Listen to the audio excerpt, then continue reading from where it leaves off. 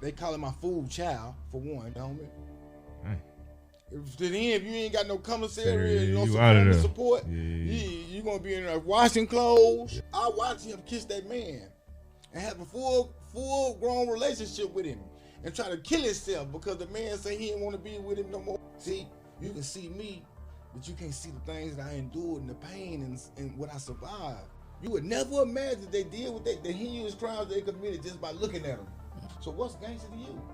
No, gangsta ain't what you look like, dog. Hey. Jeffrey Dahmer killed all them people. All of them. With some glasses on. Man, welcome back to another episode of Can I Be Real, man, where we take a break from the bullshit. I am your host, as always, man, King Mazi, or Minister Society, don't ask me why it's for life put inside me. As always, man, I got my brother with me, my co-host, my assistant pimp. Yeah. Pimping ain't pimp. Nah. Hey, this is your boy Deon, the motivator, man. Hey, I'm just out here telling people think big. Man, put my yeah. out, man. Think big, you know what I'm saying? That's all we doing is thinking big, man. You know, if you ain't thinking big, what you doing? Then what are you doing, bro? You thinking too damn small if you ain't thinking big. But you see, I got that. You know what I mean? Hey, you got that reel on. I got that reel on. Yeah, man. you got that reel on, but they got the reel work on, clothes. man. Hey, that shirt, look, you know what I'm saying? Yeah. Hey, y'all see it, man. Y'all see us every episode with the merch, man. Hey, support the brand, man. If you don't do nothing else, support the brand. Where they can go in? www.CIBRproductions.com, man. Okay. Grab your t-shirt, grab your hat, you know what I'm saying? What else they got on there? Hey, we got the jackets, you know, we got the track suits. Man, we got everything they need, man. You got some shorts on there? And we got the shorts. You got some shorts? And we got the shorts, man. You got some hoodies? Got the hoodies. Got everything you need, man. You can get for suited and booted, man. Yeah. It's for women and men. Everything, bro. Nice, comfy shirts. You see how the shirts fit, you know? We got it. Hey, man, hit the link, you know. Hey, and use the code REALIST. Get 10% off. And they gonna save some money. Oh, and if they don't have, they can't pay for it all at one time. What they can do? We got shop pay. They can break it down in 4 payments. Man, hey man, can I be real, man? Yeah. They're gonna get that. We ain't got to talk. Yeah, we ain't got. Can I be real? Yeah, man. We have a very, very special guest in the building today, man. Yes, sir. This one a little special to me because it's from my, you know what I'm saying, my old stomping ground. So it's a little, you know, I got some questions, you know, I want to ask, but I'm gonna let my brother, as always, man, go and give the introduction. Hey man, listen, man, we got the extraordinary young. I ain't gonna say young, you know what I'm saying, because you know, young man, but we got the gentleman in the building, man. We got Mario Hall, man. This man has went from, like I like to say, from hoop star to trap star to radio star to superstar to everything star, man. I'm talking about, man. I just want to give, because you know what I'm saying, if I may, man. The first time I met this guy, man, no lie, bro. Like, we had a real conversation, our first conversation, man, and it was just like so genuine. Like, I'm new to the building. I meet somebody and it's just like instantly like just click. And you know when you meet a good person and they say they're gonna do, this man always stood on his word. Like, anytime he say he gonna do something, he do it. Show love. Like, I can go on and on, man. Yeah. Like, just a real solid gentleman, man. Like, for real, man. I appreciate you, man. For real, man. Always been a solid guy with me, man. Kept it 100. So it's only right that we got the real on the couch, man. Man, Mr. we Mario got the real Hall, on the couch. Man. Hey, yeah. Man, I promise to tell the truth and nothing but the truth. Yeah. So we gotta make eyes. Yeah. Man, with Mr. Mario here at Can I Be Real, man, we like to have real conversations, real people about real life stories, real individual, real success stories. So we got you here, man, to get your real story, man, about how you got on this couch. So who is Mr. Mario? Oh man, I got a long story, but the Mario I am today, man, I'm an activist for gang violence in the community. I'm an activist for domestic violence. You know what I mean? Like, I'm a family man, I'm a working man. I do have a 9 to 5. I'm a workaholic. You know what I mean? Yeah. I'm one of those kind of guys where I like to, you know, keep my word. Like, I try to be honest with people. You know what I mean? It don't matter where you come from. I don't discriminate what color, what you look like. You know what I mean? You ain't got to be from the hood. You know what I mean? I try to tell people that sometimes people look at me and they think, you know, my image or whatever is cool, and they feel like they gotta pick their conversations where they feel like they can be relevant with me. Yeah, But you can talk to me about comic books. You can talk to me about family. You can talk to me about God. Yeah. You know what I mean? Yeah. Like you don't have to try to force the friendship. It's gonna come natural. Facts. You know what I mean? I'm a people's person. Yeah, for sure. Yeah. So we talked a little bit off camera a little bit, man. So you from the Grove, from the old stomping grounds.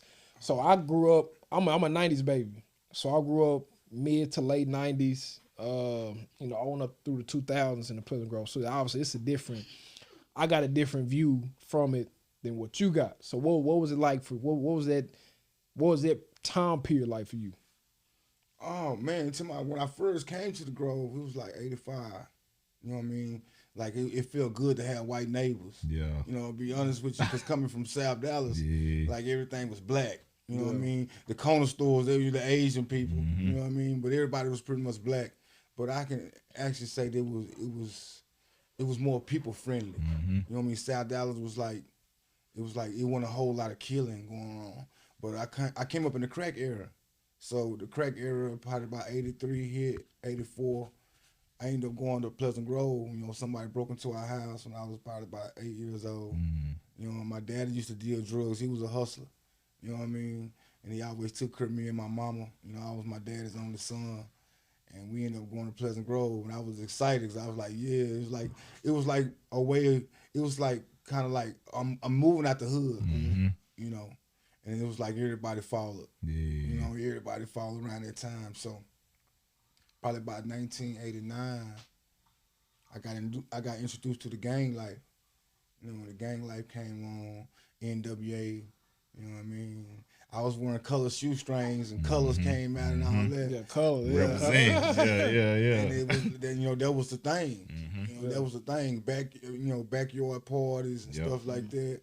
You know what I mean? Skating rings. You know, in the Grove we had the Dollar Theater. Yeah. You know what I mean? Right there on Bruden. Yeah. Right there with the next to the Tom Thumb. So, and then like, a lot of things it changed right in front of me. Like for real, it had changed. And I had got, you know, caught up into the gang life, and I started participating and stuff like that. And my mama was like, I want to get you down there with your daddy. You know, she feel like, you know, I'm gonna send you to Houston, and that was her way of trying to keep me out of trouble. But when she sent me to Houston, the south side of Houston, everybody know. That turns you up. Yeah, so that's where you exposed me to another side. Yeah, that's all See what I'm different. saying? Dallas showed me the gang life. But when I went to Houston, it showed me really how, like, the hustlers, like. Because I had two different influences. Yeah. You know what I mean? I had my cousin from Dallas, and I had my cousin from Houston. And one was showing me how to be a gangster, and the other one was showing me how to cut up crack. You see what I'm saying? So it was like when people see me now, they see products of my relatives that influenced me that, you know, they end up passing away at an early age. But, you know, along with what I learned and what I've seen, it's kind of like that's what they see. So long live Eric Hall and long live Howard Garrett. Yeah. What's school? Go ahead, cook, brother. You good? Nah, you good. Go ahead. I want to say what school did you go to? Or did you go to school in Pleasant Grove? Oh yeah, man. I went all my school days. I went to San Jacinto Elementary. Then I ended up going to John B. Hood, and then eventually I ended up going to Skyline. Okay. And what led me to Skyline was I knew that they had this basketball player named Larry Johnson, right? Hold on, the famous Larry Johnson? Yeah, Larry Johnson. Yeah. He went to Hood, right? And then he ended up going to Skyline. Because at the time, I was caught up in the sports. You know, and even though I was caught up in the sports, I was still trying to live that gang life at the same time. So I was like, you know, when I ain't at practice or nothing, I'm out in the streets doing stuff with the members. And at the same time, I was bringing them to the games. Yeah. You look up into the bleachers and stuff like that, and on the sidelines, you was seeing a lot of bandanas and stuff like that. And they was on the sideline making bets about how many touchdowns I was going to score and stuff like that. And, you know, but, you know, I was intrigued by all the wrong things, to put it like that.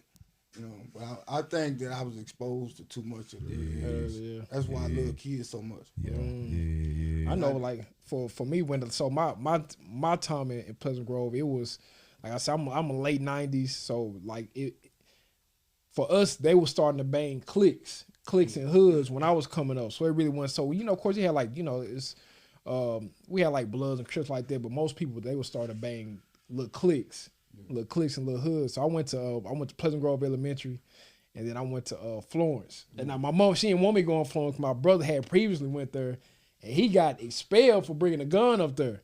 So she thought I was gonna follow in them same footsteps. So she tried to make me go to Comstock at first. And I was like, man, I ain't trying to go to Comstock. I need to go back. I need to go back with my guys, man. And I ended up going back to went back to Florence. But like I said, it wasn't as it started getting more Hispanic and Mexican infested. I won't say infested, but they started like really taking over close to like my end days of being in middle school, going to high school. So it started being like a lot more Hispanics. Like blacks was really in like one area for the most part. It's like either D65, 64 had some black, but it was mostly Mexicans though. So it was a different time for me though. Like the gang life had kind of died out around that time. Man, when you was sitting back telling me that you know Florence and man, it's like really you couldn't run from it. Yeah. You know what I mean? Like I know I'm from the Grove or whatever, but Comstock, Florence, Hood, then you got Gas and Whale on the other end. It's like you really couldn't run from certain things. You was gonna be exposed to something now for sure. They made Florence seem like an institution, boy. When I first went, my mom did not want me going there. Yeah, that's like an institution. I said, ooh wee. Listen, I know you talk about going to Skyline, right? Yeah. And Skyline, that's a magnet school, right? Magnet school. Yeah. It's a magnet school. You know what they call it, a learning center. Gotcha. But when they told Georgetown down, I went down on John West. Okay. So I lived in the district, and the public transportation, the school buses, you know, it pick you up right there on my street and take you to school. So I didn't have to get accepted into all that. Gotcha. You know what I mean? And then I was so intrigued. You know, I used to love girls. Yeah. And everybody knows Skyline was a big school.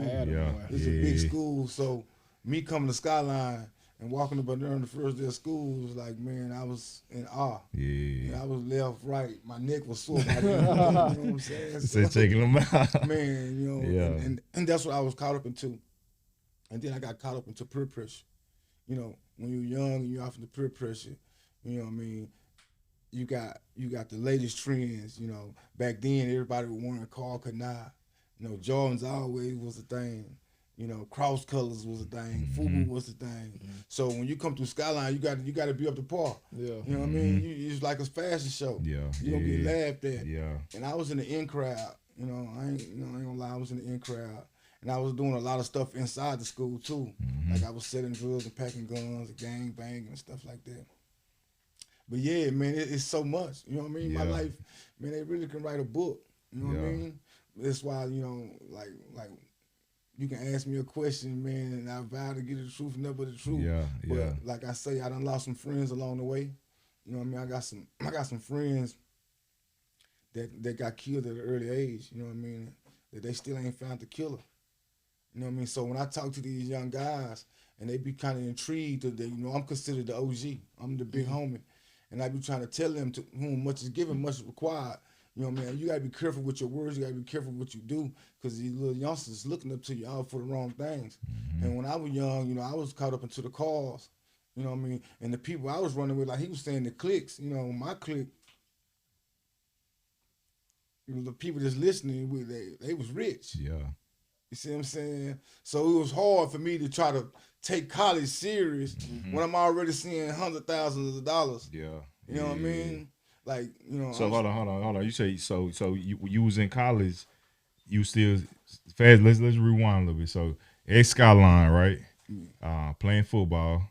While you playing football, were you in the streets then or?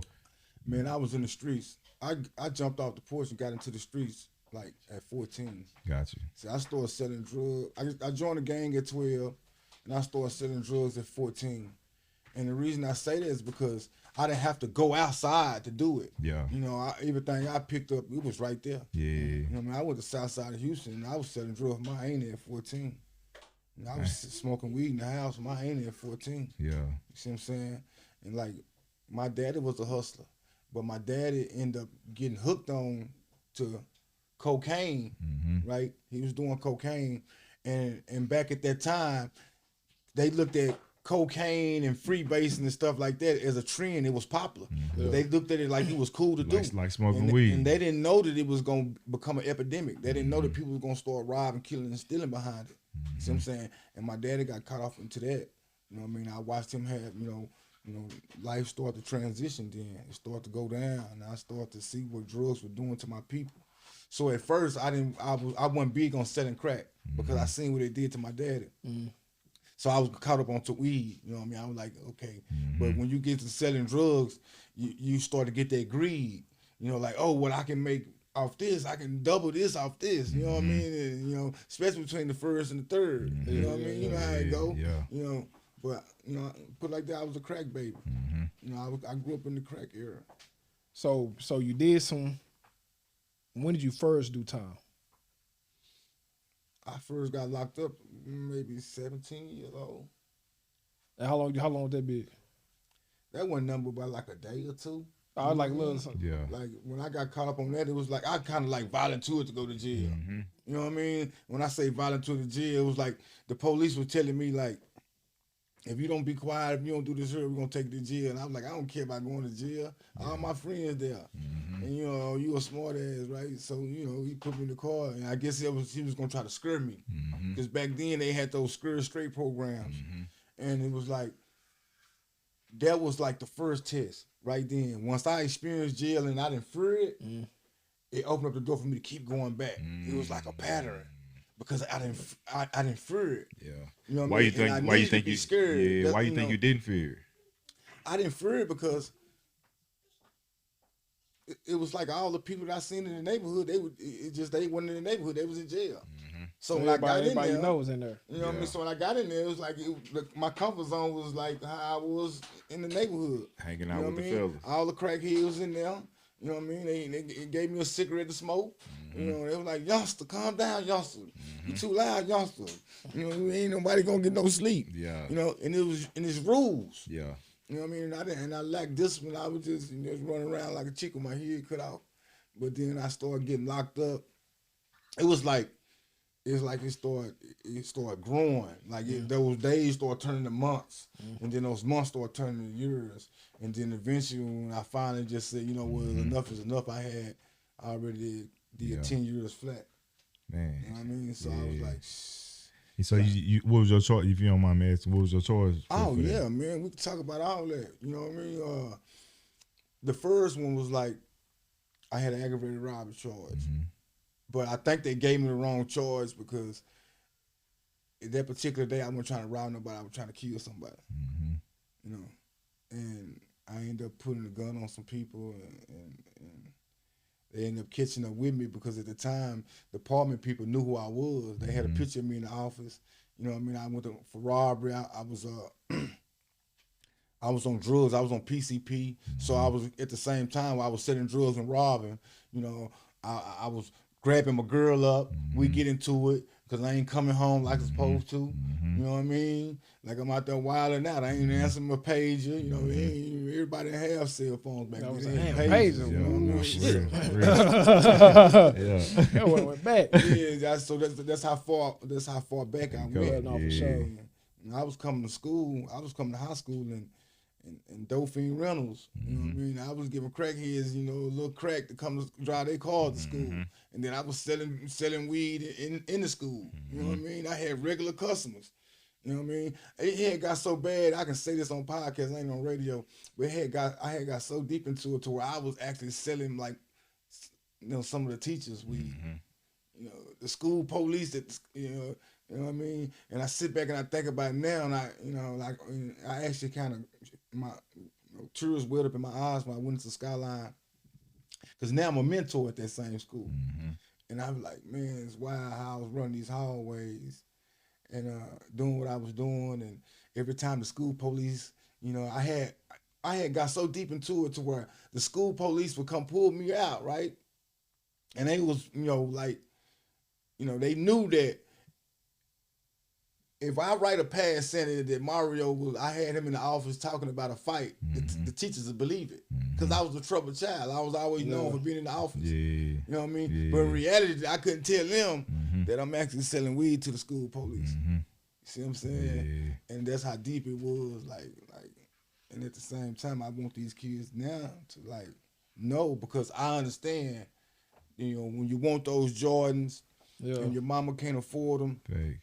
And then you got friends that's getting cars and their mama's buying them, and then you wondering, you looking at your situation like, man, I'm out of there. I don't even know if I'm gonna get home and I'm gonna have something to eat. Yeah. You know what I mean? Yeah. I got friends and they mamas got big houses and they buying them cars just so they can get to school and doing the right thing. And, like, I want to go to school. I want to play basketball, football, but at the same time, I'm hungry. Yeah. You know what I mean? So, once I got home, it was like, I won't worry about, picking up no books. Thanks. You know what I mean? I'm trying to help Trying my to mama. survive, Yeah. And that's what I got caught up into it, because I came in not tennis shoe hustling. I came in with a real purpose. I came in with a purpose of knowing that I'm gonna try to help my mama and I'm gonna try to eat and I'm gonna try to survive. So that's why I wasn't like the average drug dealer. I was like the drug dealer that still played football with the little kids. I was a drug dealer that took the homeless to the barbershop. You know what I mean? I was a drug dealer that put the little homie in the backseat and take a nap, because you've been out here eating pills, taking pills, you know what I mean? And you always fighting, you shooting, and you know what I mean? Because I got some little partners that they still ain't found the killers. You know what I mean? 14, he been dead. He got killed 14, they still ain't found the killer. My best friend got shot 15 times. These people out there that I fist fight with, and you know how when you're young, you share each other's clothes and stuff like this here. Sure. You know what I mean? Like how y'all looking at each other and just imagine the news, when the news hit you and say, well, every organ was destroyed in his body. AR-15, 223. You see what I'm saying? And I look at his kids and I look at his family and I be looking at the young guys and they just don't know what I lost and what I endured. You know what I mean? But it be the drive, it be the money. You know what I mean? We sell our soul for the money. You know what I mean? Because it was thousands of dollars in the event. They only got a small portion. Because it was a rush job. It was sloppy. You know what I mean? But, rest in peace to those guys. But I got some guys in prison that I wish I could have brought out with me. So I don't do it for clicks. I don't do it for likes. I don't do it for, you know what I mean? I ain't chasing clout. You know what I mean? I feel like I'm the spokesman for the people. No, that's fake. That's fake. But so how does that?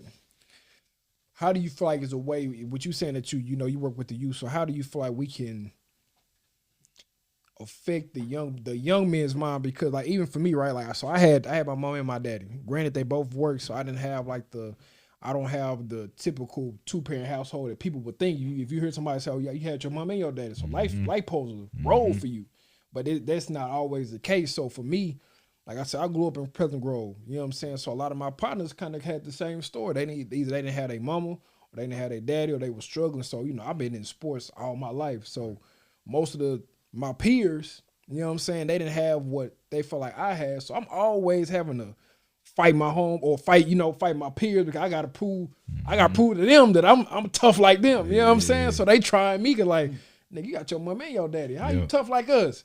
You know what I'm saying? You ain't got to go to sleep in our conditions. Or how you tough like us? So I always got to fight to prove like, nigga, it ain't what y'all think. You know what I'm saying? It is having a 2-parent household. You know, not in my situation, but like you said, the young men, they can't wrap their mind around it. When they're young, they're not thinking like this. So they thinking only as far as their eyes can see. Yep. So how can we get another young man to change his ways when they see like, okay, well, damn, it looked like his situation better than mine, so that must mean that my situation ain't the best, because I'm looking over here, he got his mom and his dad, or he got new shoes for school, or he ain't. I gotta wear the same pants all week before I even get to, you know what I'm saying? So how can we reach somebody when they that young? How can we tell them like, all right, what you feeling? That's normal, but it's another way around it.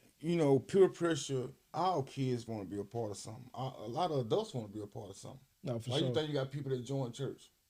Yeah. Why you got people that join these sororities and fraternities? Because we all want to be accepted. See? But dysfunction come in different forms. Just because you got a mother and a father in the house don't mean that you don't have no dysfunction in the house. Because you can have a mama and a daddy in the house, but your daddy can come home drunk and beat you. Right? Or he can come home and molest on his stepdaughter. Right? So it's all about you, because in a child's mind, we feel like the grass is always green on the other side. For sure. You see what I'm saying?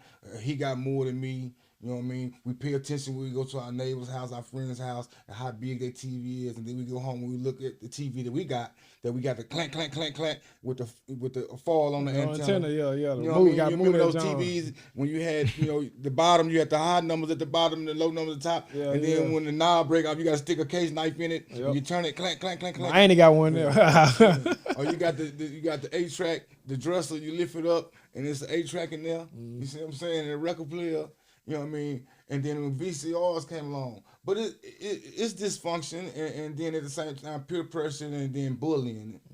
Bullying, like somebody can catch you just because you got a mama and daddy who say, "Oh, what are you doing out here? You don't need this." Yeah. You see what I'm saying? Yeah. But in reality, there's some dysfunction going on in your household that we can't see. You see what I'm saying? Because we don't get a chance to see how your daddy treats you and beat you with that extension cord. So it's up to that child. He said that like he felt that. Hey, what? Nah, that's real. Hey, that was a norm, bro. Nah, that's real though. That's a norm, real. bro. And that's what a lot of people don't really understand, bro. Like you said, like kids don't see that. They only see as far as they are, but they don't understand. Like, damn, like this shit not. I'm telling you, bro. A lot of people that not, bro. My parents, they did the best they could. Thanks. Nothing against what they done, but a lot of the kids I had to bump heads with because of my situation, bro. They would not last in the shoes I had to walk in, bro. They have no idea what it's like telling my mom and my daddy, "Hey, I want to be this when I grow up," and they look at me like, "Why? How you gonna do that?" You know what I'm saying? And so I'm at the point to where I have no plan or have no understanding of how I want to get to this level because I don't have the support system at home. You know what I'm saying? I wasn't no trouble kid. My brother was on that side. He was on that side of lifestyle, but I tried to go that way for a little bit because I was thinking, well, he had the cars, he had the money. So I'm like, damn, that shit crazy. But I'm seeing how many times he get locked up too. So I'm like, man, fuck all that. I'm not trying to do that. But it's like, so now I'm at the point to where I want to be something better. I want to be something greater. And I'm not harming nobody what I want to do. But my parents still look at me like, nah, that ain't gonna work. Nah, that ain't gonna work. That ain't gonna work. This ain't gonna work. That's not gonna work. This not gonna work. So it's like, well, fuck. Like, I don't know what I'm supposed to. Y'all not here to tell me what's the best route for me to go, but y'all shooting down every idea I got. So now I'm feeling stuck. I'm like, man, well, so what the fuck am I supposed to do? You know what I'm saying? So it's like a lot of kids don't understand like how to deal with their emotions, how to handle their mind, how to deal with, like you said, when they do think, okay, now this grass green over there, or at least I think it is because it looked like it is. He got both his parents in the household. You know what I'm saying? So, yeah, I need to go crash out then because I need to get some attention. He got both parents. You know what I'm saying?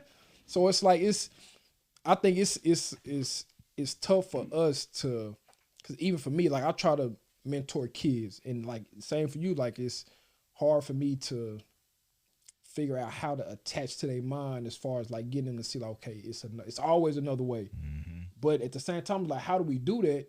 I can mentor you, but you still got to go home to your situation. Thanks. I can't control that when you leave my sight. I can only control that little time I get you, that little hour, 2-3 hours I may have you in my sight. But when you go home, you still got to go home to your situation. So how do we? What is it a way that we can't do it? I think for me, bro, like so when I lived in Dallas. I'm from Alabama, right? I moved to Dallas when I was 12, and when we moved to Dallas, I went from living in the country to living off Illinois and Cocker Hill. That's Keys and Cocker Hill, Illinois, that area over there. Oak Cliff. That's my hood. Put it in your face. I really knew what that understood. Like, so in my apartments, we used to have like the little breezeway, right? Used to be guys shooting dice, red flags. It's in the late 90s, it was blood territory. I see red flags, 15, 20 guys out there shooting dice. You talk about being the big homie, right? Used to be this one guy. I knew he was the leader out there. One day we walking with groceries and he like, hey, y'all move out the way for him and his family. You know what I'm saying? And we moved, and they moved out the way, and they let me and my brothers and my mom go through with the groceries. And in that moment, I was like, dang, like, even though this guy's a gangster, right? Like, I can tell he like the leader. He got heart, he got compassion, like he really cared, like he a human, right? That showed me that you don't have to be tough to get respect. You know what I'm saying? That you can be polite to get respect. But when I lived in them apartments, bro, I'm from the country. I didn't know the slang. I didn't have the newest clothes. I didn't have this and that. You know what I'm saying? And I would be at school and it would be like, oh, you not hood. Yeah. But I live in the hood. Yeah. I have to experience this every single day. I'm walking through breezeways looking at dice games at 12 years old. I'm watching grown men jump dudes just for no reason. You see a lot of stuff, but it's like you said, they don't know you. They see one way, right? They see what you and they judge you on that. But for me, it was like I think for as a kid, I had to just attach myself to somebody who I really see in that light of like doing something good, whether they was a good person or not. It was like once I put them in my mind, like They're doing something good. they doing something good. I want to be like that person. I think that's what really helped me to like stay on that right path because growing up in the hood, man, we all get exposed to that stuff, to that lifestyle. But it's like you got some people that dive into it, and then some people that don't, right? So for me, I think it's just you got to just keep putting that positive influence in front of kids. Like how you doing, going back to the school, speaking to the kids. Like they need to see that. You know what I'm saying? I think I'm gonna say this. You know, and I'm being honest. Yeah. This show say, "Can I be real?" Can I be real? A lot of gang members not bad people. Yeah. You know, bullying and peer pressure is what get a lot of our young guys.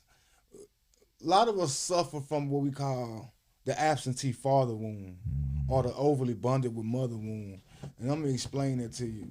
When your father is not around to give you that discipline that you need, because you got some fathers, even though they struggle and they working a 9 to 5, they still have their son where they can teach them how to change a flat, how to tie a tie, how to take a woman out on a date, how to shake a man and look him into his eyes. There's certain things that we need that we don't have and we lack that discipline.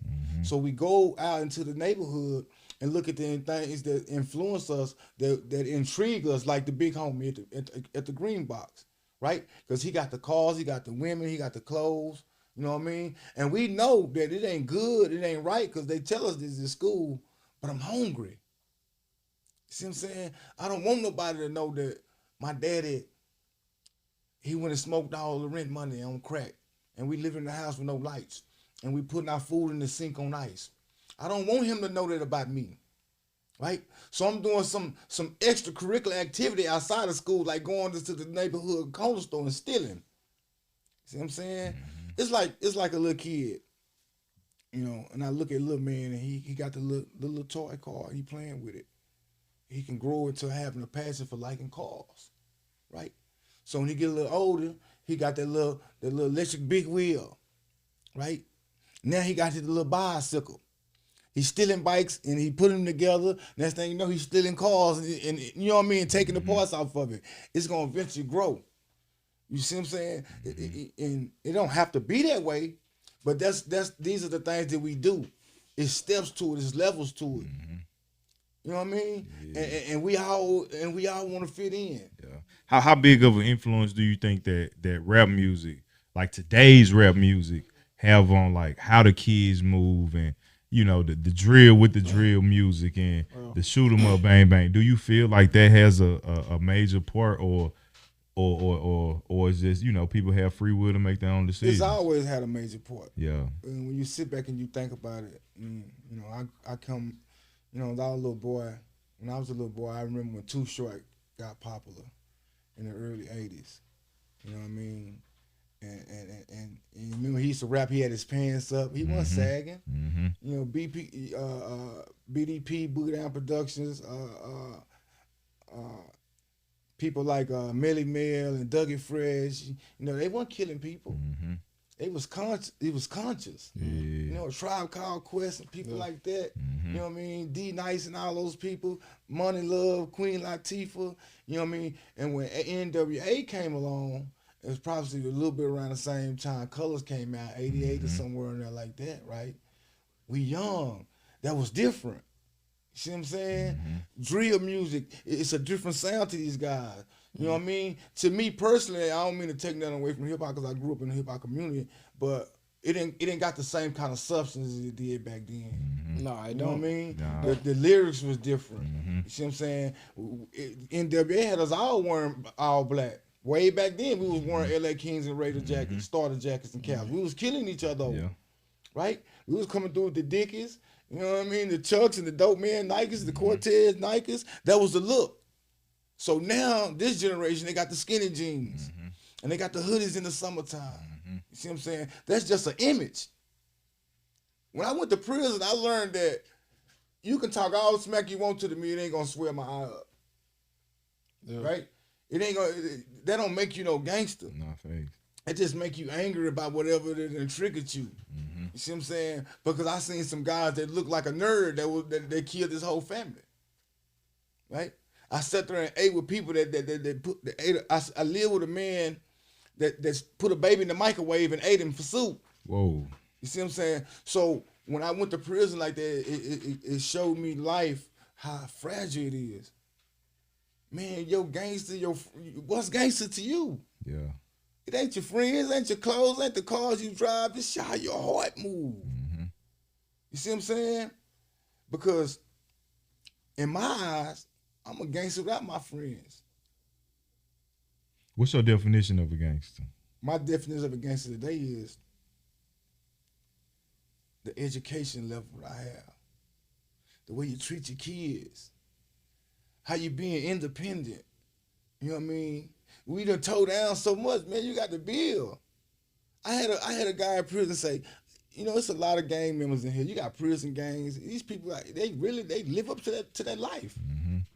But how many school supplies and backpacks have you donated to that community that you did all those drive-bys in and sold all those drugs to your people in the inner city in your community? What have you done to build it up? Right?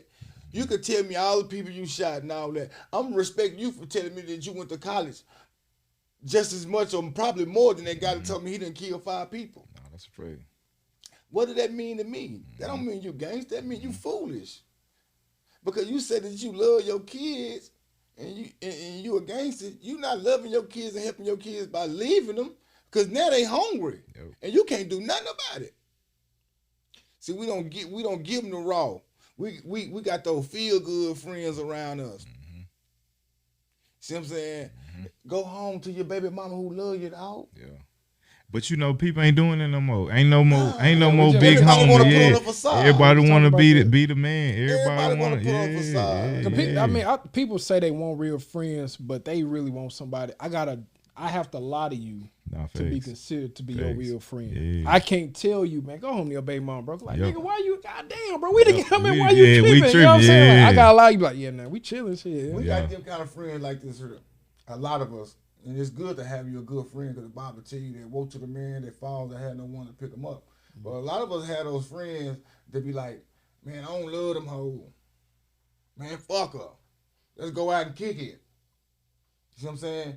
But a real friend gonna say, that's your wife? You love her? Go home to her. Take her some flowers. That's called But we- sleeping nowadays. huh? No. See, that's what I'm saying. In our eyes, we look at that as a lame, Yeah, that's lame now. right? That's lame now. But in a man's eyes, that's the man thing to do, Yeah. right? Because when I got incarcerated for those 10 years, a lot of people that I call my friends, I didn't see them. I was hungry in there. It's nice. I went to sleep hungry on a shot of coffee and maybe one soup, if that. See what I'm saying? And then you get them expectations when you get out. Oh, he the OG, he the big homie, and look here we into with the opposition over him. We gonna go down there. But hey, man, look. When I went away, my kids was hungry and sleeping in the lights. You ain't even go check on them. How was And we that go right feeling, back to though? them people. Yeah, how was that feeling though? Like, you know, like all this time you done made money with people, you know what I'm saying? And now you locked up and you know you're not getting the support that you need. Like, how was you able to get through that? It's reality check. Mm-hmm. See what I'm saying? Like our mamas and stuff like that. are the ones that have daddies too to tell us, hey, we didn't understand when he was saying, come in the house. I don't want you hanging with those people. If I give you a whooping, I'm gonna tear your butt up. And you go out there and get the switches. I'm gonna make sure you get the biggest one and leave 2 leaves on it. What's the two?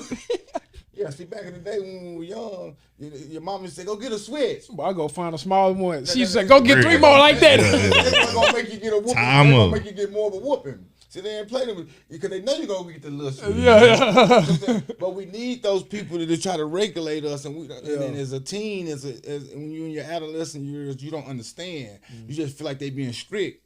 But in reality, I'm telling you something because I didn't travel down that dead end road. I can tell you all the cracks and crevices.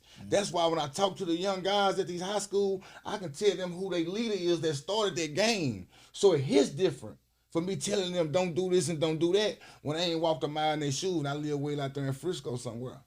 And I got a mama and daddy and both of them 6 figures. I'm more relatable. See what I'm saying? Yeah. Because I actually went through there and got the gang tattoos. I actually got my first car because they shot my mama's car up. You see what I'm saying? So they were like, okay, he know what he's talking about. So it hit different. And that's where you got to be able to reach one, you can teach one. Yeah. You see what I'm saying? You got to make learning fun. No, for sure. So, you know what I mean? So when you did your first, well, not the first one, the 10 years you did, and you go in there, when did reality set in? Like, I'm really locked up. And was you scared when you went in? Can I be real? Oh no, reality sunk in when I went in at 30 years old and I was married. And the only person at that time I had in my corner besides my mama and God was my wife, and she left me. And I got up under them covers and I cried, and I didn't want people to see me. I didn't eat right. I didn't sleep right. You see what I'm saying? I needed to heal. That was my reality check. My reality check that life goes on. I got a 15-year sentence. In order for me to come up to be able to talk to parole, I got to do 7.5 years, and that was 2016. You know, I didn't see parole to 2016, but here it is. My wife left me in this 2011. Right? So now I don't have that best friend. I ain't getting those visits. I ain't getting that meal no more. So I got to heal on my own. I ain't got nobody to hold my hand. So the only hand I had was God. And God got in the furnace with me. See what I'm saying? Mm-hmm. See, I still got the image of a gang member. But at the same time, I got a new spirit. Mm-hmm. My interests are different. The things that intrigued me back then don't intrigue me now. That's the growth. Because anytime y'all don't care, like you. If you get to a point in life where you're not growing, you stagnated. Thanks. Right? Thanks. The money don't make you the man. I don't care if you take a 14-year-old little boy and put him in the closet with $50,000 and come back an hour later, he's still a little boy with $50,000. Mm-hmm. He gonna have the mentality of a child still. He ain't worried about how to go buy no car and try to start a business. He want all the latest toys and all the latest Jordans. He still gonna reason and think like a child. Mm-hmm. Right? So you gonna have to get to a point in your life where you gotta want something better for you. Thanks. You gonna have to get to a point in your life where you're gonna say, you know what, I'm tired of coming down this dead end road. You know, I see that ain't nobody, you know, they counting me out. You know, I got to depend upon these people to tell me I'm going to get my last, they call it my food child, for one, like I'm an animal. Child, yeah. Right? And that's at 4 o'clock, 4:30, 5 o'clock in the evening. Oh, you getting your last meal. Yeah. Oh, 4 in the evening. You getting your last meal at 4 o'clock in the evening, homie. If to the end, if you ain't got no commissary, no support, you going to be in there washing clothes. Yeah. I didn't witness guys get into relationships with other men just so they can have a commissary. Yeah. They ain't gonna tell you that part. Mm-hmm. That same dude that you looked up to on the block, I watched him kiss that man and have a full grown relationship with him and try to kill himself because the man say he didn't want to be with him no more. He was finna get out. I watched men come in prison that was so in fear that they bagged they behind up to the bars and let a man have sex with them through the bars. See, you can see me, but you can't see the things that I endured and the pain and what I survived. See what I'm saying? Because I'm sitting people that have life sentence without parole, right? That was good people. You would never imagine they deal with the heinous crimes they committed just by looking at them. That's why you can't judge a person what they look like. So what's gangster to you? And you ask me what's gangster? No, gangster ain't what you look like, dog. Yeah, no, for sure. Jeffrey Dahmer killed all them people All of them. with some glasses on. Bifos. Shirt tucked in. Nah, for real. Shirt tucked in. Like, Right? But you saying you a killer. But these people actually cutting your body parts up with their bare hands and just a sharp tool. You shooting from a distance and hitting little kids and women. The goal is to protect the women and children in the community. But that ain't that used to be like that was another thing I want to ask you too, because that's like the old law. Nowadays, nigga, that's a message now. If I hit your kid and your mama and your baby mama, that's gonna make you come find me. Exactly. I ain't gotta come look for you no more. See, community revolution in progress. Right? Gangster disciple, growth and development. Brothers leading others out of darkness. These were started in the community. It wasn't created for me and you to quarrel and become enemies or ops like the new generation say. It was social development. It was economical. It was political. Jesse Jackson walked with the L. Rookins and the Gangster disciples. See what I'm saying? It's literature to this. yeah. See what I'm saying? They have prayers, they have creeds, they have, you know what I mean? Like, and you got to know this. See, you can do all the physical fighting in the world. You can beat everybody up in the room. But you're not a threat to me because you don't know how to think. This is the most powerful muscle that you can have. Not this. Right? I used to tell these young guys all the time, like, the leader of the gang ain't always the toughest, he's the smartest. Right?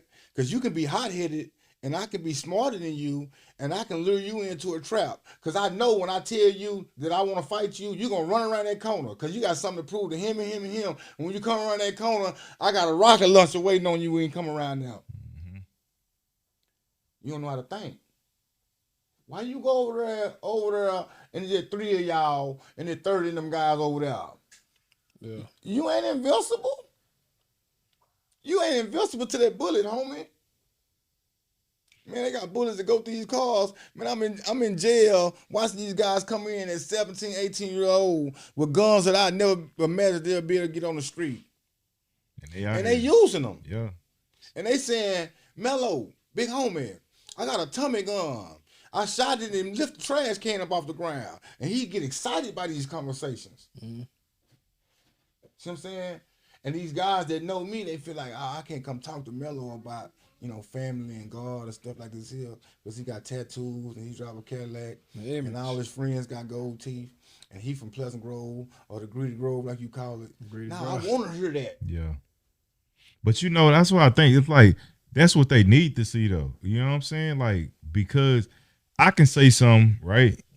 But I graduated. I went to college. I ain't never sold no drugs. You know what I'm saying? So I can tell a young dude, hey, bro, put that gun down. Don't do that. Don't sell no. But that's just me talking.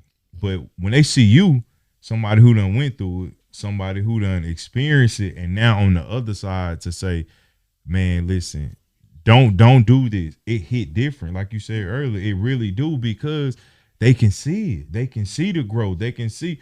It's like that's what they need to see, right? But I think these days, these kids ain't trying to listen, man.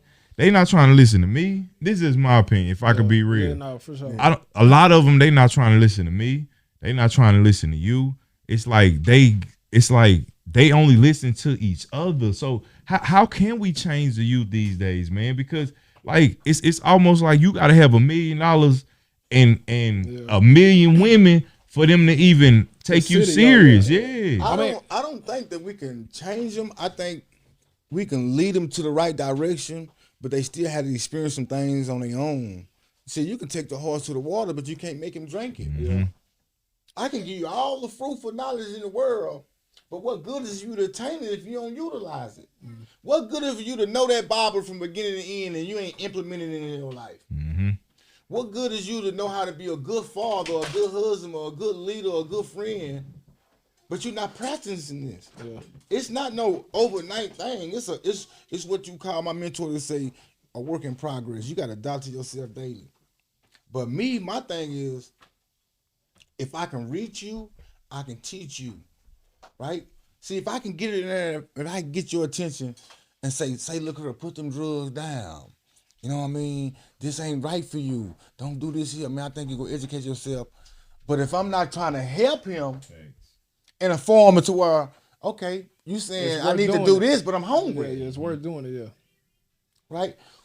What is going to be the result of me listening to you? What will I get out of it? And if I can show him that, hey, look here, you can get educated. The goals that you write down, they are attainable. Mm-hmm. You can live a little bit longer. Mm-hmm. You can live a little bit more healthier. Mm-hmm. Because we putting in all these mind-altering chemicals that's making it's giving us defective thinking over time. And we don't realize it because everybody doing mushrooms. Yeah. Everybody popping XOs, beans. Everybody smoking that gas, right? But what about when you take that blunt of that good gas that somebody done lace it with some fentanyl? Yep. But what about that little girl that liked the little boy with the hazel eyes and the good hair, right? But he ain't paying attention to her. He paying attention to the little girl over here with the BBL, right? So she want to go try to look like her and try to get this guy attention. See what I'm saying? But in reality, you got a good guy over here that's going to college and he's not as cool as this little guy in the neighborhood. That's where you want to go to because you get all the attention. See, we like what everybody else like. Thanks. But I'm going to show you something, man. You know, like, I think, and that's what I teach my son, you got to know how to be your own man.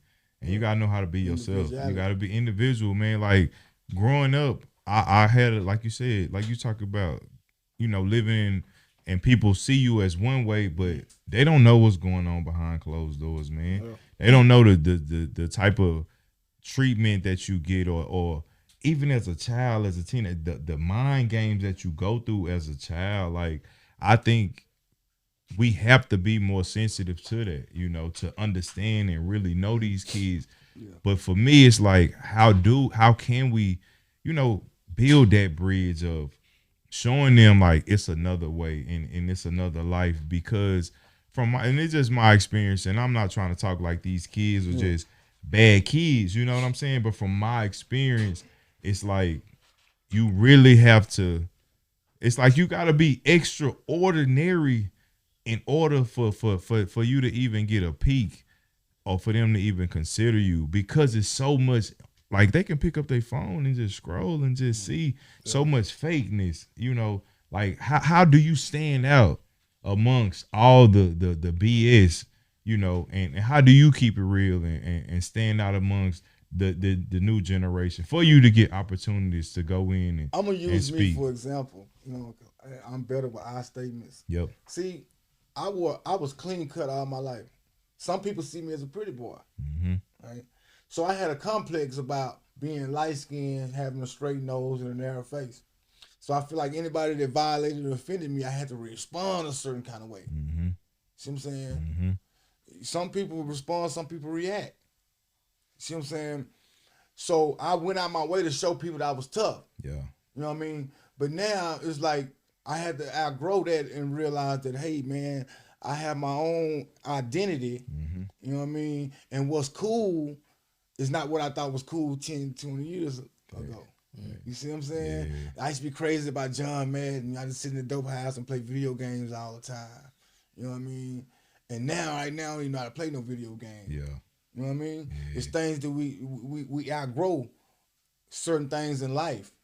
And you just got to outgrow this and realize that, hey, man, it's hazardous and detrimental to my life and my freedom. You got to fast forward the movie. You know what I mean? If you got a bad tooth, right? And I read this. If you got a bad tooth, you don't pull a tooth and it start hurting. You got to fast forward the movie. If over time, eventually the teeth going to get worse. They ain't going to get better. So you got to pull it out before it cause me all this extra pain and this discomfort. Right? So we sit back and we young and we say, you know, I'm gonna skip class. You know, I got this little girl. I got me a fat sack of weed. You know what I mean? And then I'm gonna do it again next week. And then when the 6 weeks come, you get that report card, and it said you got an F. That's why, Mm-hmm.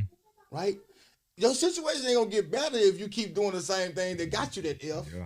What's gonna get you that A that you looking for? You gotta sit down and quit worry about if he think I'm cool or not, and you gotta open your mind up to be receptive to that what that book's saying and get prepared. Thanks. You gotta prepare. Proper preparation prevents poor performance, man. I Yeah. believe Peas, that. hey, Yeah, shout out- I stand on gotta it. throw them peas out. Right. Yeah. But I think even with that, right, I think that, and it kind of go along with the other question I want to ask you. So for me, being in both fields, you know, I'm 30, so I'm in between. You know, I'm at that big homie and little homie phase. I'm still in between, but social media, everything is fast paced now. So everybody, especially the youth, they see like, damn, okay, I can do this and I can make money quick.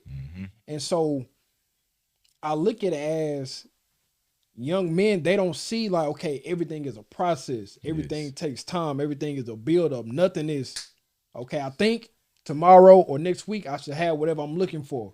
Everybody's, because it's so, like you said, it's so easy to scroll and see, okay, boom, boom, boom. I can go through 100 TikTok videos in under an hour.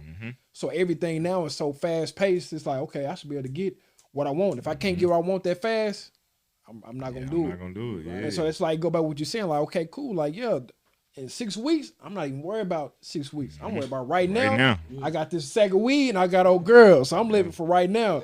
I'll worry about tomorrow and next week when tomorrow come, but then boom, tomorrow come, and it's like, God damn, I got an F on my report card. Yep. So it's like getting them to understand that everything, especially as a man, everything is a process. Everything is a build-up. And I think that's the biggest thing I'm learning right now at 30 is learning that it takes time to get to where you want to be. You know what I'm saying? It takes a build up to get to where it takes being uncomfortable and not getting what you want right then and there. And that's why I always go back to it. My biggest lesson is fitness. When you're working out, a lot of people stop in them first few weeks, that first month, because they feel like, oh, I done worked out real good that first week. I should be able to look in the mirror and see boy, I should look like The Rock. And you not, and they be like, man, this shit ain't worth it. Because it's taking too much time. But you got to understand over time. So it's like I get what you're saying though. But and bro, it's that time piece. Not to cut you off, but like just I heard a story that talks about like the lion and the gazelle, right? Yeah. So when you talk about timing and preparation, they say the lion is the king of the jungle, right? But every day the lion chases the gazelle because that's his source of food. But they say the fact is that the lion sleeps 20 hours of the day. Literally, out of 24 hours, he's sleeping 20 of them, and he only up working 4. But in the 4 hours that he working, he's deemed the king of the jungle. So that just goes to show you that it ain't about like the like it's the time that you put into something, like you were saying, bro. Like that work you put in, bro. And it's about when you working, being focused on the work, man. And just like that lion, we can put them solid 4 in out of the 24 every day and be deemed the king of our jungle. You know what I'm saying? So but it's about being intentional though. So this is what I want to ask you. So coming home, right? You done your time. What is something, or how did you adjust, or what did you have to adjust to coming back? Because things change, bro. We get viral moments every month. Things change within weeks now. Everything, like I said, so fast paced. A year go by, that's a lot that's been going on. Like even the last 3 months, we only 3 months. Well, officially tomorrow gonna be April, but last 3 months, bro. Look how much stuff that went on. So 10, 15 years go by, you come home. What's that like? Coming home to 10 years being gone? Well, with me, I got prepared. Like when I say I got prepared, it was like I'm a retired gangster disciple, and I'm up under growth and development because I know my literature and what I stand for. See, I had got prepared while I was in jail. The only thing that I couldn't get prepared for was the technology. But for the discipline, for this me being hungry for knowledge and trying to educate myself by putting myself in classes. I listened to the lady before me. She said that in order to you to fix a problem, The first step to problem solving is acknowledging you have a problem first. See, I almost killed 6 people, and I wasn't under the influence of no drugs or alcohol. I mean, I had a problem. I had an anger problem. I was dealing with some anger issues. See what I'm saying? For me to do what I did in broad daylight, not under the influence of drugs, that was in me. So I had to go to the source of it. So when I got in prison, I was still, I had got involved because, it's on me. I got the fork right there on my eye for the world can see it. That's gang literature. That means death before dishonor. Right? See, I knew all how to, I knew it was 112 grams in a QP. I knew it was 448 grams in a pound. I knew it was 36 ounces in a key. And I knew it was 1,008 grams for the whole key. See, I knew all that, but I didn't know the things that I needed to succeed in life. But when I had got tired, right? When I told you my wife left me, I ain't have nothing else to hold on to but that Bible. And God got in the fire with me. And that's why I'm so big on saying that. God is important. You, and whoever in this room that heard this, you can have all the plans in the world. But if you don't have God in it, it ain't gonna last. It's not gonna last. And I had to realize that. So I got tired. I started putting myself in AA, NA, the quest for authentic manhood, purpose-driven life. I got involved into the, my mentor, he was the choir director, so he got me involved into the programs at church and stuff like that because I needed that because when I started going down to the church and the prison, I was seeing so much homosexuality that I didn't want to go back down there. But when I went to Thailand services, you're not even allowed to come to the door. They gonna kick you out of the community. See, when you say you're a Christian, this Easter, when you say you're a Christian, it don't hold that value they hold when you was a little boy listening to your grandmother singing them little church songs to you. Right? Because the same person that said that he's a Christian, under the table, he's a pimp. Under the table, he having sex with his members. Under the table, he's drugging them. Right? So I just say I'm a believer, I'm a man of God. You know what I mean? And when it comes to these kids, you just gotta be able to reach them. You know what I mean? You gotta find. That's the main ingredient. You gotta find, because our kids are different. Yeah. You know what I mean? You gotta find out what's interesting to him, because everybody don't like football. Some kids might like soccer. Our kids don't like the sports and stuff like that. And some kids they like comic books. Yeah. Right. So if I can talk to that little child and get in there with him and say, look at Wolverine. Look at Iron Man. Right? And I say, hey, you want to sit there and I want me to go buy you some comic books and stuff like this, and it's interesting to him. But at the end of the day, before you get away, I got to be that positive voice of reason and say, hey, look at her. Let me show you this here. And it got to be fruitful. Because we always got the big homie around us that can tell us how to cut up the dope and cook the dope and sell the dope. But we ain't got that positive voice of reason to say, hey, look here. Open up this book right here and let's learn about the government and the history. Something that's gonna matter. Let's learn why black is so dominant. Let's learn why your ankles are so small. Let's learn why that you have a compulsive eating disorder. Why do you drink alcohol? These are generational curses that's placed upon you that you don't even know that it came from your granddad and your forefathers. He was an alcoholic and a hummonger. You see what I'm saying? Paul say, when I do good, evil is right there with me. They're always right there. I don't understand why I do what I do. You see what I'm saying? We get around these little youngsters and we try to teach them how to, go get that girl, go get this car, do this and do that. But we ain't got nobody around us to teach us how to read a book and tell us why we behave the way we behave. Hey, listen, man. So we gotta get you back on. Listen, we at this part of the show, man. Where we gotta get you back on. We need you to give some real advice, right? So you've been dropping gems this whole show. You done took us down through there, man. But you said something earlier in the beginning of the show. You said you a working man that's pursuing your dreams, right? So, if you can give some advice to the working man that's going to work every day, that's trying to make it and still trying to follow their dream, like what advice would you give him? First of all, I pay homage to those guys, all those women.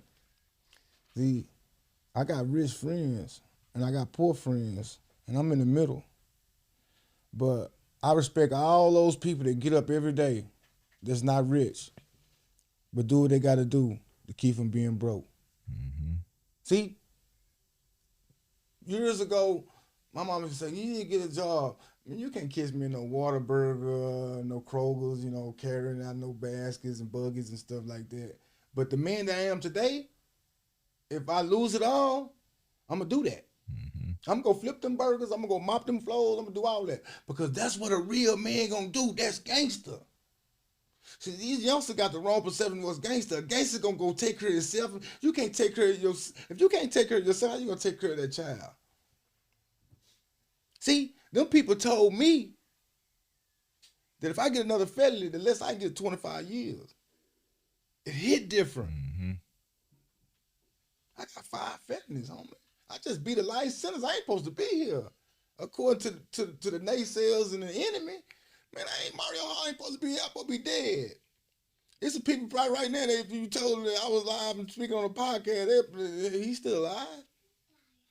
Because even though I look like this, I really live that life. Mm-hmm. Like, I really live that life.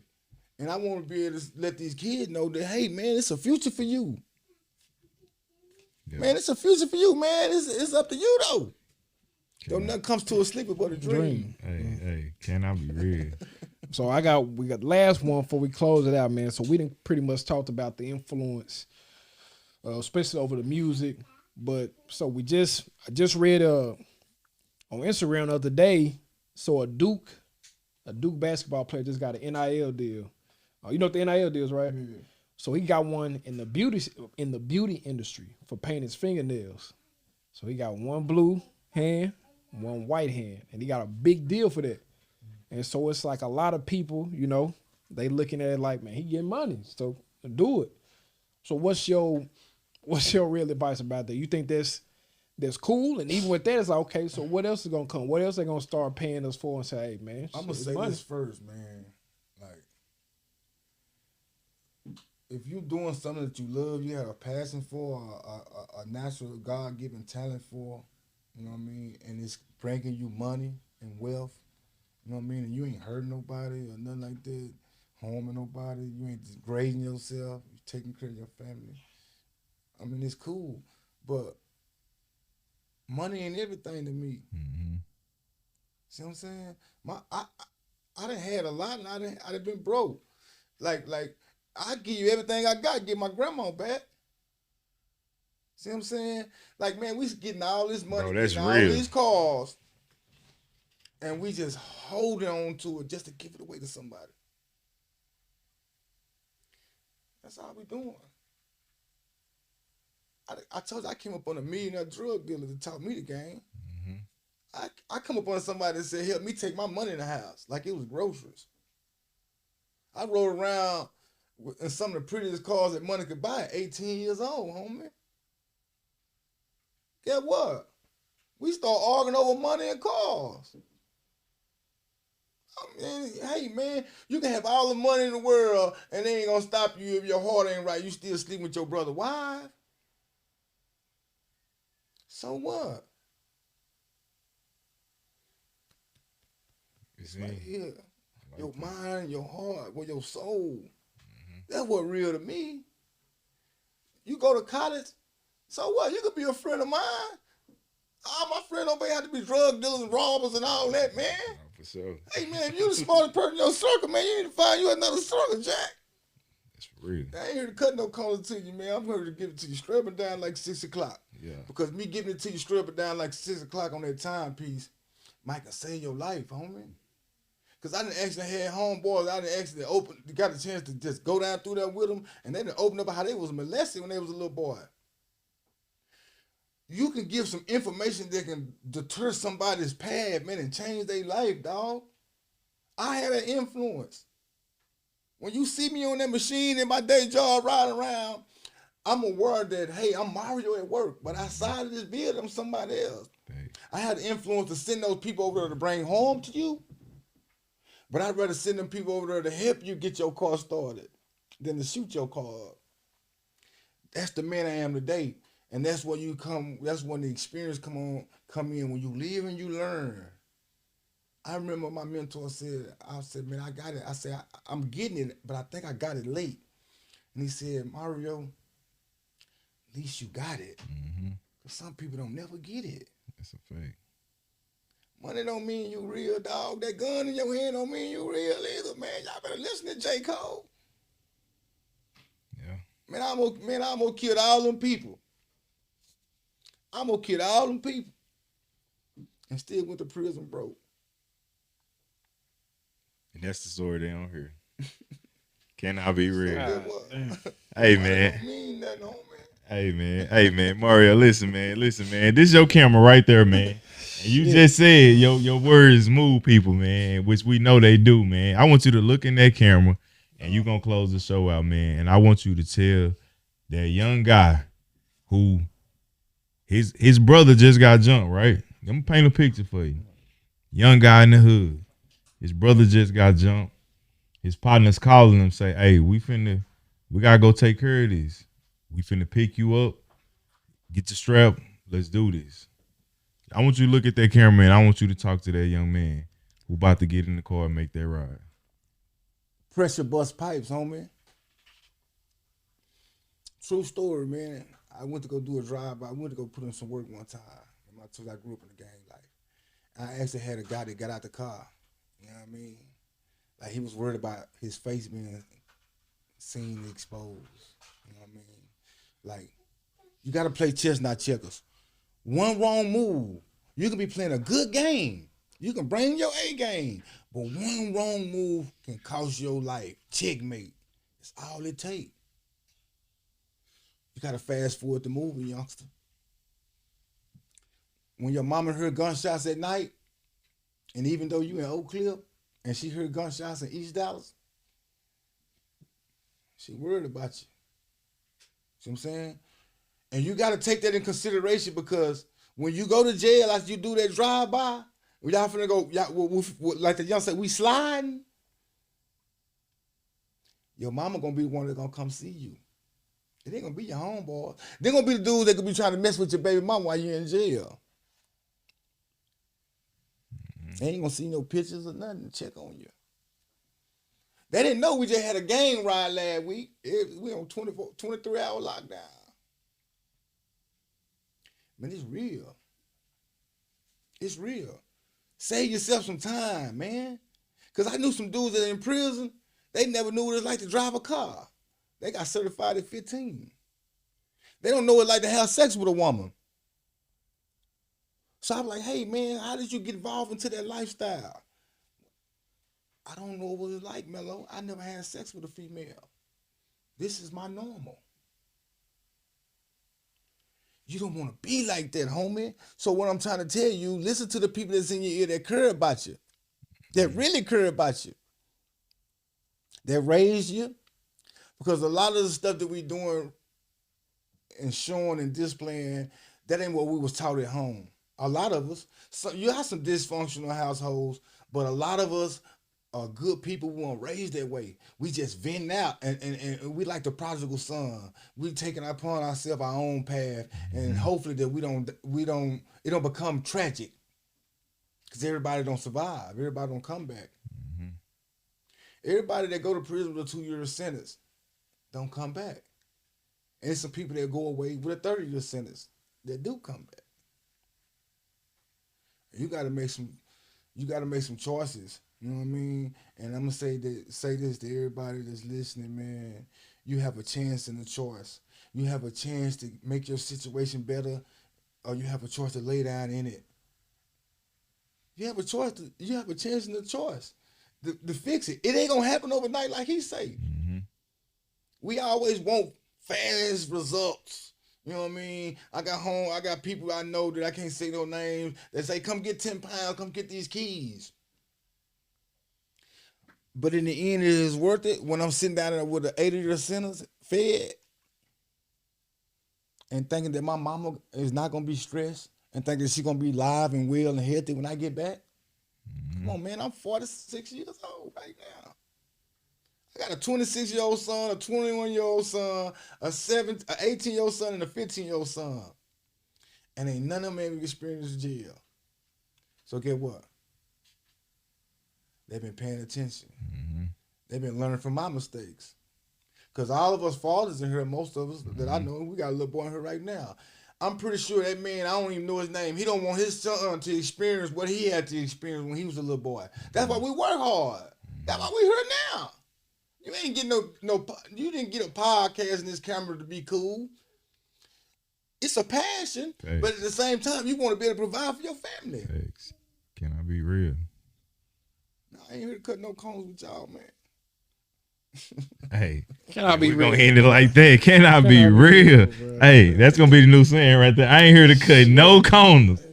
Hey, Mario, we appreciate you, man. For real. I'll be real, man. God, I gotta get you booked, man. Yeah, man. Yeah, get us booked, man. Hey, yeah, man. Real quick, man. Shout out to your radio show. Yeah, man. Shout out to my boy T. John, my producer over there. The drop on DFWIRadio.com. Shout out to the London Reds, Zala Rain, my new host. Man, I'm in the making of. I'm looking for an intellectual, black, strong brother right now. He don't have to be from the streets like me. He can be from college like you. You know what I mean? I'm trying to put me a panel together. I need one more piece. You know what I mean, to the puzzle. And we're gonna balance it all out. I'm trying to bring like the Breakfast Club in New York. I'm trying to bring it to Dallas. You know what I mean? And you nothing. You know what I mean? All the entrepreneurs out there, like, you gotta have your good team around you. It's fake. You gotta have you some good people around you, some good genuine people that's gonna be a positive voice of reason on and off the camera. You know what I mean? Sometimes people have the tendency to say things that sound appealing on camera, but people that know me, I'm this way off camera.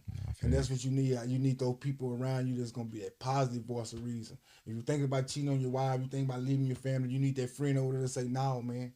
Because I really envy you for being who you are. You always was level-headed. Man, this ain't you. Go home. But now we get that, come on now, let's go to the strip club. Yep. Let's go turn up. Let's those feel-good friends, man. We need positive people around us. And you know, the arm can't tell the leg that I don't need you. Everybody plays their position. Everybody has a part. No, that's fake. You know what I mean? You never realize how important your hands are until you reach in your pockets and you don't have no fingers. So therefore, the finger can't tell the hand that I don't need you. The toes can't tell the leg that I don't need you. See what I'm saying? It's hard for me to open up that doorknob without my fingers.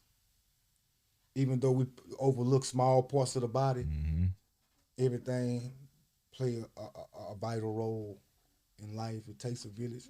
No, it's a fake. It takes a village. And that's why I believe that God has opened up so many doors for me. You know what I mean? It's because, for one, I'm transparent. You know what I mean? I'm going to give you the good, the bad, the ugly. You know what I mean?